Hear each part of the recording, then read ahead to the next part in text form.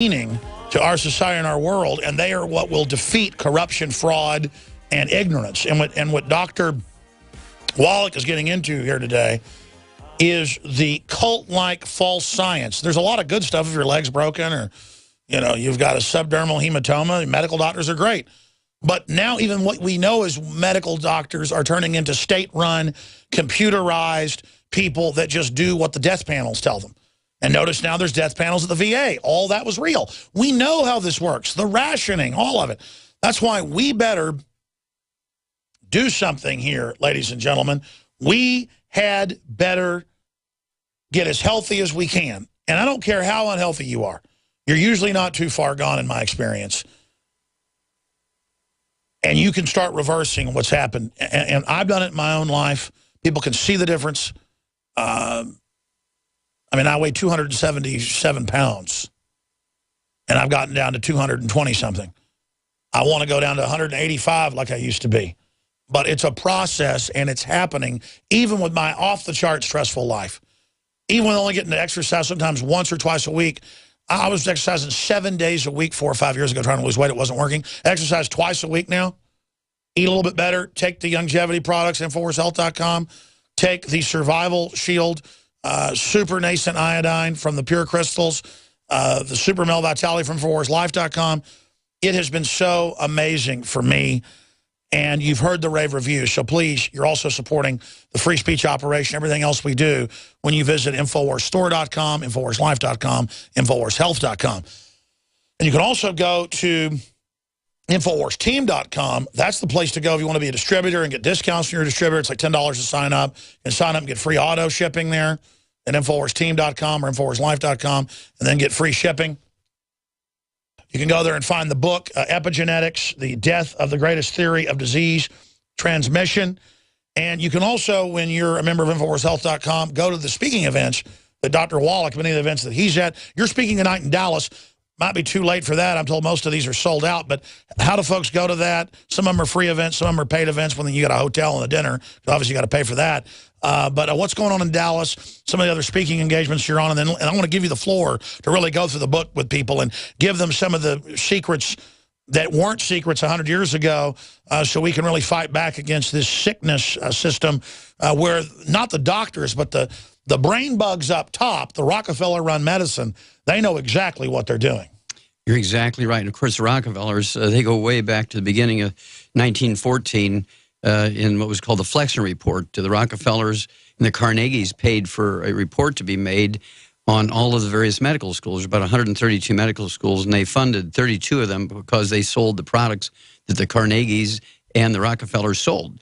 And they didn't give any money to the other medical schools, so they just dried up and died. They paid legislators at the federal and the state levels to make medical doctors king, if you will. They protected monopolies, self-policing, and they also paid to have all their competition made into third-class citizens who would not be paid by insurance. Because competition's a sin, as John D. Rockefeller said. I interrupted, though, with the break. Going back, finish up with the machine oils, what we eat. Okay, well, yes, the Crisco started out as a machine oil for all these huge factories in Europe and the United States. And Procter & Gamble bought it initially to make soap out of it. And there was resistance from mom and grandmom because they were making their own soap.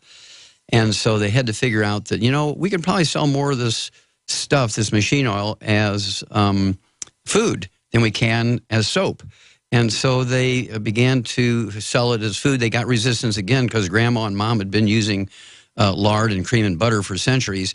And so they got Ansel Keys, who's another Nazi sympathizer who was on the board of the American Heart Association. And of course, the Nazis on record, they weren't going to just conquer the whole world militarily.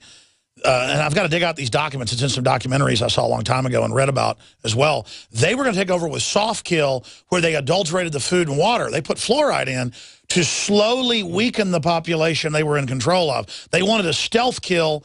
And in one Nazi document, they described it like, you know, if you wanted to get rid of wild dogs, you would just poison their water hole. And then they'll never know because it's a slow kill, flavorless poison that they were recommending. And so that's why. Go ahead, I'm sorry. Yeah, no, it's all good stuff, Alex. You're right on target. And that's why everybody loves you. No, continue, though. Okay. It's just they're so diabolical. Now, that's the right word. That's the right word. And so Procter & Gamble said, we can't sell it as soap. We can't sell it as a machine oil anymore because the main original guys who made it were selling it faster than they could. They said, we're going to sell it as food. And they couldn't, they were getting resistance. And so this Ansel Keys, who was on the board of the American Heart Association and on the board of Procter & Gamble, he says, well, let's sell it as a replacement for animal fats. And they came up with an advertising scheme to replace cream and butter and lard with this Crisco, which was a machine oil. They did it very well. They gave $1.7 million to the American Heart Association. This is part of their written history. They cannot deny it. And they endorsed Crisco as a healthy replacement for animal fats like lard and cream and butter for cooking. And as a result, they have killed more Americans and more Europeans than the Nazis ever thought of doing because of heart disease caused by these oils. In fact, I've seen some doctors and people looking at the statisticians, they believe that these type of false artificial garbage fats that replaced animal fat and natural plant fats may have killed more than cigarettes. Oh, absolutely. No doubt about it. We're talking about hundreds of millions of people. Just by mistakes in offices right now, medical doctors in America kill, injure, and infect 15 million Americans every year in their offices. We had an article a few years ago that we wrote because it was right there on their site where even the Centers for Disease Control lists doctors killing people as the #3 cause of death in the country. It's actually accidents by doctors. Number three. Yeah. Doctors are #1. Just proactively what they do. They killed Andy Rooney. They killed Dick Clark. They killed Neil Armstrong. And they get a walk. They kill these very famous people, very high-profile people. Who kills our top astronaut and gets a walk? If Al-Qaeda would have done that, we'd have sent over drones and blown up baby food factories or something. And here the doctor kills Neil Armstrong, our top astronaut, first guy on the moon, saved 2 doomed NASA missions. The doctor gets a walk. He creeps off into the dark. Just like all these doctors who are taking care of these people. Who's Neil Armstrong? Justin Bieber.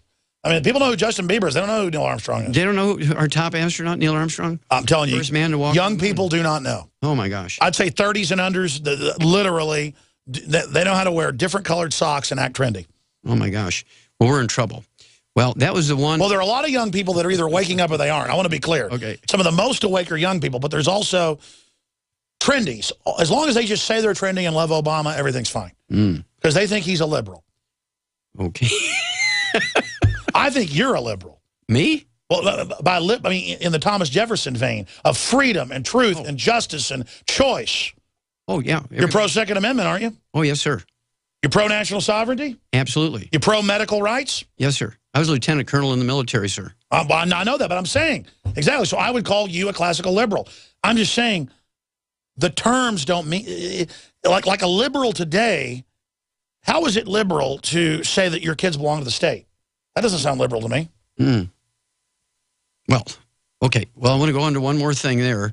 The theory that vegetable oils were healthier for you than animal fat. Yes, let's get into it. It was actually the thing that has killed more people than all the Nazis ever thought of, more than any cigarettes. And, of course, doctors just keep plodding on, even though the FDA came out in February of 2012, said get people off of cholesterol-lowering drugs, get their cholesterol back up. Cholesterol-lowering drugs increase your risk of Alzheimer's disease by 100%, type 2 diabetes by 52%, get them off of statin drugs, and doctors still give them. Well, the next theory that failed was the theory that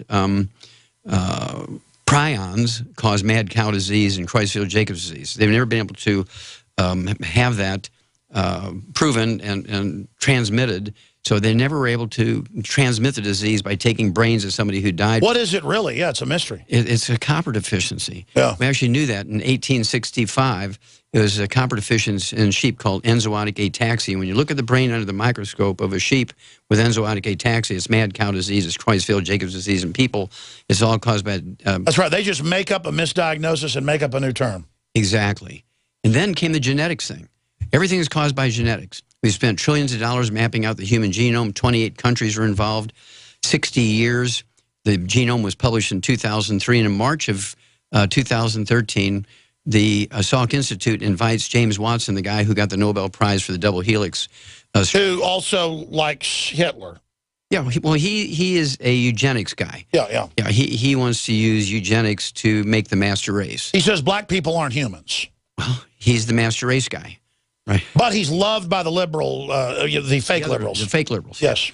Okay. Well, they ask him, okay, what diseases are going to be cured now? You've gone 60 years. You've mapped out the human genome. There has not been a single disease that's been cured or prevented with genetics.